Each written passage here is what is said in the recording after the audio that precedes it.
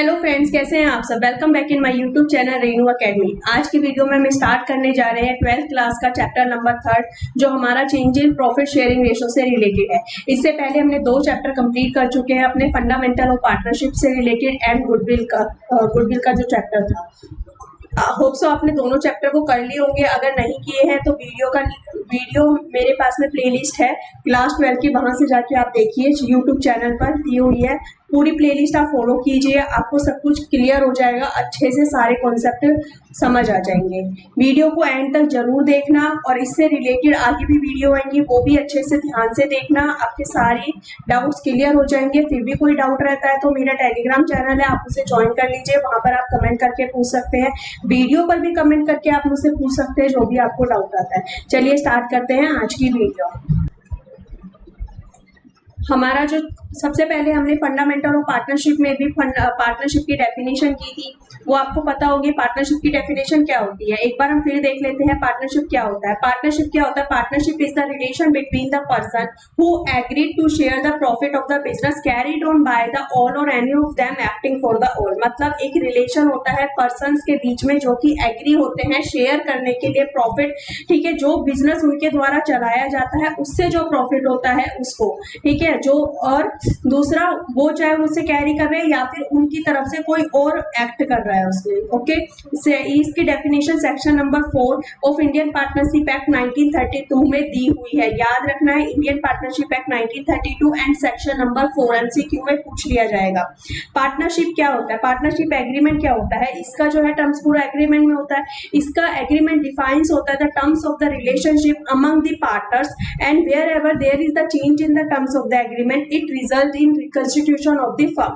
मतलब partnership agreement में partners के रिलेशनशिप हमारे पास में होता है, लेकिन जब इस पार्टनरशिप एग्रीमेंट में कुछ भी चेंज होता है तो उसे क्या कहा जाता है? Reconstitution of the firm. Firm का रिकंस्टिट्यूशन होना। अब वो फर्म का रिकंस्टिट्यूशन कैसे कैसे हो सकता है? टोटल हमारे पास में 5 ऐसी वो है सिचुएशन जिसके अंदर फर्म का रिकंस्टिट्यूशन होता है।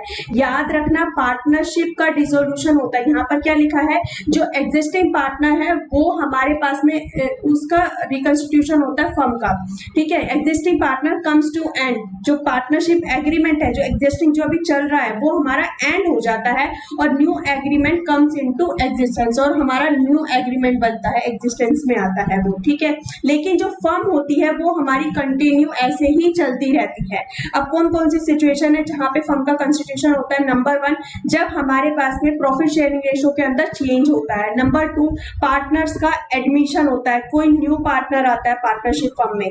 रिटायरमेंट ऑफ द पार्टनर, जो अभी हमारे पार्टनर है उनमें से कोई रिटायर हो जाता है, पार्टनर की किसी भी पार्टनर्स की डेथ हो जाती है। अमलगमेशन होता है 2 और मोर पार्टनरशिप फर्म का, मतलब 2 और 2 से ज्यादा पार्टनरशिप फर्म का जब अमलगमेशन होता है तो इन सब सिचुएशन में 5 सिचुएशन ऐसी दी हुई है जहां पर हमें क्या कहा जाता है? उसको फर्म का रिकंस्टिट्यूशन किया जाता है, ठीक है।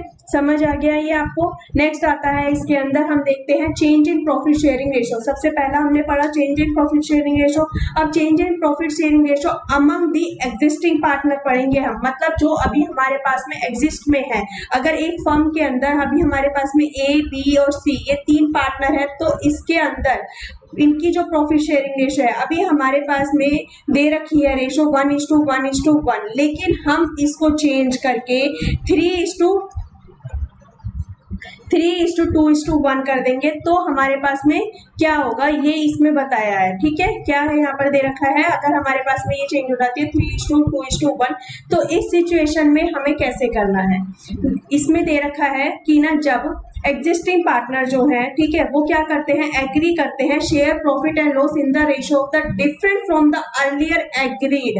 मतलब जो उनकी एग्रीड थी, एग्रीड कितनी थी? 1:1:1, उसको चेंज करके डिफरेंट रेशो को एग्रीड करते हैं, मतलब अप्लाई करते हैं। न्यू वाली रेशो आती है उनकी 3:2:1। तो इससे क्या होता है? हमारे पास में फर्म के कंस्टिट्यूशन में चेंज आता है। Change in profit sharing ratio leads to dissolution of the partnership. Partnership का डिसोल्यूशन होता है लेकिन नॉट द फर्म। फर्म का डिसोल्यूशन नहीं होता, फर्म हमारी कंटिन्यू चलती रहती है।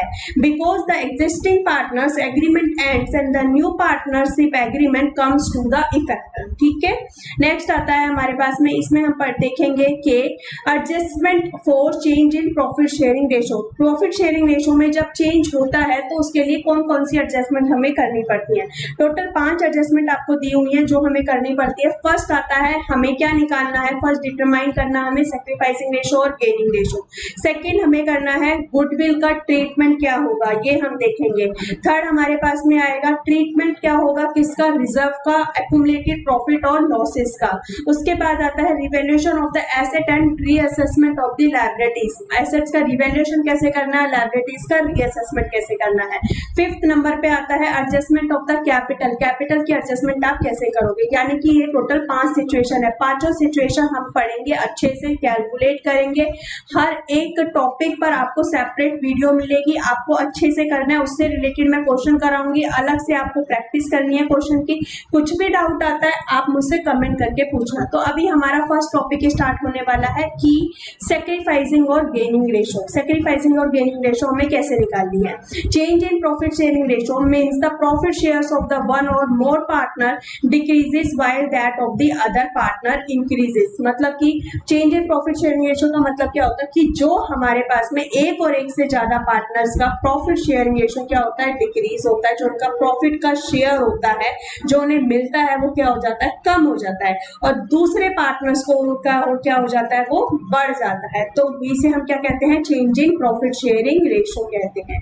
ठीक है, अब आता है सैक्रिफाइसिंग रेशो क्या होती है। सैक्रिफाइसिंग रेशो हमारे पास में वो रेशो होती है इन विच जिसमें one or more partners of the firm forgo that is sacrifice their share of profit in favour of the one or more partners of the firm. ठीक है, समझ आ गया। ये हमारे पास में क्या दे रखा है कि सैक्रिफाइसिंग रेशो वो रेशो होती है जहां पर एक और एक से ज्यादा पार्टनर क्या करते हैं, अपना शेयर प्रॉफिट का सैक्रिफाइस करते हैं और दूसरे पार्टनर्स को देते हैं। ठीक है, एक और एक से ज्यादा। सैक्रिफाइस रेशो निकालने का फॉर्मूला क्या होता है, इजिकल टू होता है हमारे पास में ओल्ड माइनस में न्यू शेयर। जो हमारे पास में ओल्ड रेशो दी होती है उसमें से माइनस कर देते हैं जो उनकी न्यू रेशो है, न्यू शेयर है, वो तो हमारे पास में क्या आ जाएगा, ये सैक्रिफाइसिंग रेशो आ जाएगा। नेक्स्ट आता है इसके अंदर गेनिंग रेशो। गेनिंग रेशो क्या होती है, इसका opposite. Gaining ratio is the ratio in which one or more partner of the firm partner gain share of profit as a result of the sacrifice share in profit by one or more partner of the firm. इसमें क्या होता है, तो दूसरा partner sacrifice कर रहा है और हमें क्या हो रहा है, गेन हो रहा है। मतलब वो जितना सैक्रिफाइस कर रहा है उतना हिस्सा हमें वो गेन में मिल रहा है। ठीक है, इसका आपको सिचुएशन होगी अलग अलग, वो मैं आपको एग्जांपल की हेल्प से एक्सप्लेन करती हूँ अभी कि कैसे कैलकुलेट करना है, समझ आ जाएगा। Gain shares of each partner is calculated as follow. कैसे फॉर्मूला होता है इसका, gain share is equal to new share minus में ओल्ड शेयर। ठीक है, न्यू में से माइनस कर देंगे हम क्या, ओल्ड।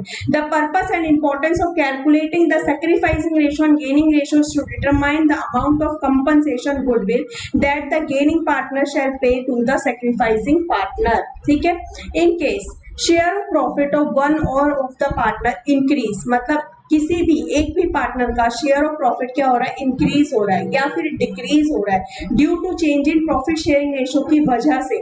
ठीक है, शेयर गेन और share sacrificed in profit by the partner is determined. ठीक है, change in profit sharing ratio से की वजह से किसी भी पार्टनर का प्रॉफिट शेयर जो है या तो इंक्रीज हो रहा है या फिर डिक्रीज हो रहा है, तो उस केस में हमें गेनिंग रेशो और सैक्रिफाइसिंग रेशो निकालनी है। फॉर्मूला आपको पता लग गया, सैक्रिफाइसिंग रेशो का था ओल्ड रेशो माइनस में न्यू रेशो। ठीक है, गेनिंग रेशो का है न्यू रेशो माइनस में ओल्ड रेशो। ठीक है, जो उसका न्यू शेयर होगा माइनस में कर देंगे ओल्ड वाला। ठीक है, अब आता है at the time of change in profit sharing ratio firstly new profit sharing is determined.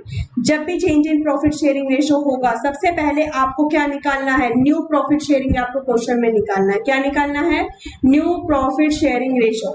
ठीक है, if it is not given, अगर नहीं दी है तो ठीक है तब आप निकालोगे।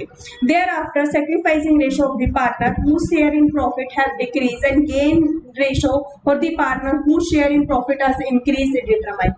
अगर क्वेश्चन में आपको न्यू प्रॉफिट शेयरिंग रेशो नहीं दी हुई है तो सबसे पहले आप ये कैलकुलेट करोगे, उसके बाद में आप क्या निकालोगे, गेनिंग रेशो, और क्या निकालोगे, सैक्रिफाइसिंग रेशो। सैक्रिफाइसिंग रेशो का फॉर्मूला क्या होता है, ओल्ड शेयर माइनस में न्यू शेयर। गेनिंग रेशो का फॉर्मूला होता है न्यू शेयर माइनस में ओल्ड शेयर।